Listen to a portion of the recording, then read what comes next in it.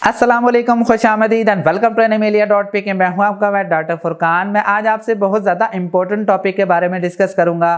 गर्मियां आ रही हैं तो गर्मियों के अंदर फ्लीस, माइट्स, मेंज या टिक्स काफ़ी ज़्यादा वाफर मिकदार में मौजूद होती हैं। अगर टिक्स हैं तो ऑब्वियस सी बात है, ज़्यादातर जो लॉन्ग हेयर कोट्स ब्रीड हैं उनके ऊपर टिक्स आने के चांसेस काफ़ी ज़्यादा होते हैं, क्योंकि उनके बाल ज़्यादा होते हैं तो आपको अंदाज़ा नहीं हो पाता कि उनके बालों के अंदर टिक्स छुपे हुए हैं। अब टिक्स आ गए तो ऑब्वियस सी बात है कि आप सेफ्टी प्रोटोकॉल्स के ज़रिए आप स्प्रे भी कोई इस्तेमाल करते हैं। तो आपको आज मैं ये बताऊंगा कि आपने स्प्रे कैसे परचेज़ करना है, कौन सा परचेज़ करना है और आपने स्प्रे कैसे करना है, उसमें कौन सी ऐसी एहतियाती तदाबीर इख्तियार करनी है। और खुदा न खास्ता अगर आप कोई ऐसी प्रोडक्ट ले आते हैं जिसके कोई साइड इफ़ेक्ट्स होते हैं तो आपके एनिमल में कौन कौन से सिम्टम्स आ सकते हैं। इससे रिलेटेड मैं आपसे एक केस भी डिस्कस करूंगा जो कि मैंने डील किया था 1 साल पहले। डिटेल से डिस्कस करेंगे। उससे पहले प्लीज़ चैनल सब्सक्राइब कीजिए, बेल आइकन दबा दीजिएगा ताकि आपको पेट हेल्थ से रिलेटेड वीडियोस मिलते रहें। चले शुरू करते हैं। फर्स्ट ऑफ ऑल आपने राइट प्रोडक्ट चूज़ करनी है। मतलब आपको मैं सजेस्ट करूंगा कि फिप्रोनिल साल्ट के नाम से पाकिस्तान में कुछ प्रोडक्ट्स अवेलेबल है, आपने सिर्फ वही परचेज करनी है। वो आपके एनिमल के लिए बेहतर है, उसके ज़्यादातर साइड इफ़ेक्ट्स नहीं हैं। अब बात करते हैं कि आपने कैसे स्प्रे इस्तेमाल करना है। वैसे जो भी आप परचेज करते हैं स्प्रे, उसके अंदर प्रिकॉशंस में लिखा होता है कि आपने कैसे स्प्रे करना है, लेकिन उन्होंने कुछ बातें नहीं बताई होती जो कि मैं आपसे डिस्कस करता हूँ। फर्स्ट ऑफ ऑल, अगर फॉर एग्जाम्पल आपके पास 2 टाइप्स की ब्रीड है, एक बंदे के पास है लेब्राडोर या रॉटवाइलर, दूसरे के पास है हस्की या जर्मन शेफर्ड। ज़ाहिर सी बात है कि रॉट या फिर लेब्राडोर के अंदर बाल इतने ज़्यादा नहीं होते तो आप उसको ईजिली स्प्रे कर सकते हैं। अगर आप कोई पास जर्मन शेफर्ड या हस्की है तो उनके अंदर स्प्रे करने का काफ़ी मसला होता है। तो मैं आपको डिस्कस करके बताता हूँ, डिटेल से बताता हूँ कि आपने कैसे स्प्रे करना है। फर्स्ट ऑफ ऑल अपने पेट को देखें कि उसकी एज कितनी है, उसका साइज़ कितना है, उसके ऊपर बाल कितने हैं। अब जो बाल होते हैं वो बेसिकली सर से लेके जो टेल है इस तरह स्मूथ होते हैं। तो अगर आप स्मूथ तरीके से ऊपर से नीचे तक स्प्रे करेंगे तो वो ज़्यादातर स्प्रे बालों में ही रह जाता है, या फिर अगर आप ज़्यादा स्प्रे करें तो हो सकता है कि वो उसकी स्किन तक जाए।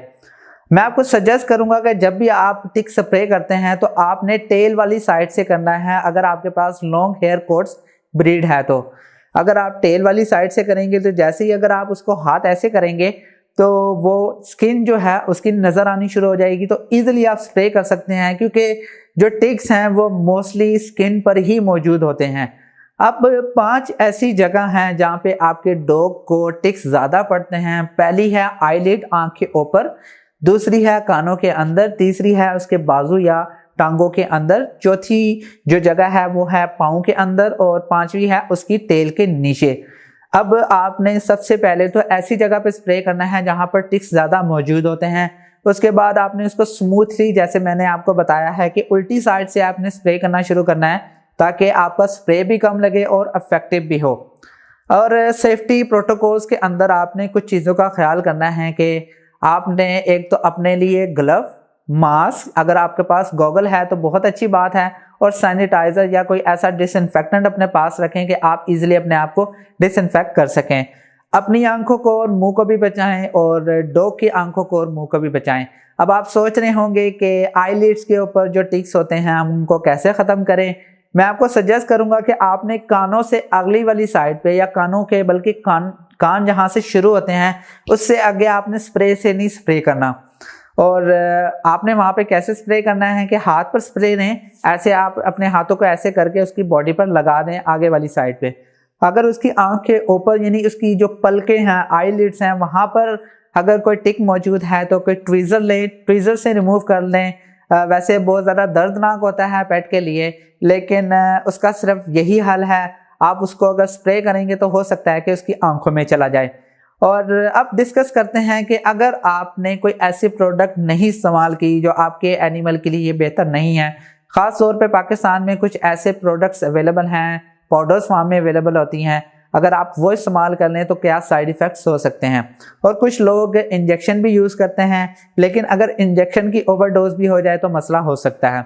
फर्स्ट ऑफ ऑल बात करते हैं कि पाउडर या इंजेक्शन की, और ऑलमोस्ट एक दूसरे से इंटरलिंक ही हैं, एक दूसरे के साइड इफ़ेक्ट्स, मतलब कहने का मकसद ये है कि ऑलमोस्ट एक जैसे ही साइड इफ़ेक्ट्स हैं।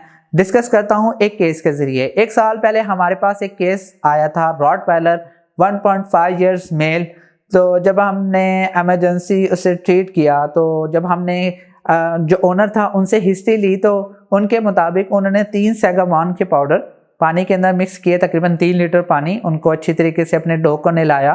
3 ml उन्होंने आइवरमेक्टिन लगाया, और उनको सजेस्ट करने वाले एक मेडिकल स्टोर वाले थे। एनीवेज हमने उसका टेम्परेचर चेक किया, जो कि उसकी हालत से नज़र आ रहा था। मैंने अपनी ज़िंदगी में अब तक इतना टेम्परेचर नहीं देखा, 108.3, और बहुत ज़्यादा टेम्परेचर, शिवरिंग हो रही है, सीजर्स आ रहे हैं, बहुत ज़्यादा बुरी हालत थी।